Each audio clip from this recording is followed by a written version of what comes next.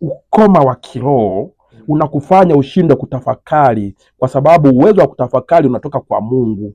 Mungu ndiye chemichemi ya hekima, na mwenye ukoma wa kiroho huwa ufahamu wake hautokana na Mungu, maana yake yeye na Mungu wametengana. Amen. Jina la Bwana lipewe sifa. Hiyo ndio hatari ya kuwa mkoma wa kiroho. Hebu soma hiyo ndugu, andiko, waambie ni andiko. Inasomekaje? Wathesalonike wa pili sura ya pili. Wathesalonike wa pili sura ya pili nasemaje? Mstari wa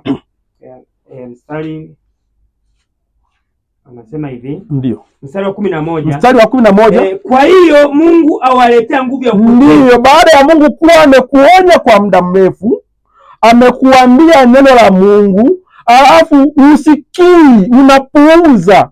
Mungu anachokifanya huwa anakuletea nguvu ya upotevu. Unajua kupotea ni nini? Kujitenga na usahihi.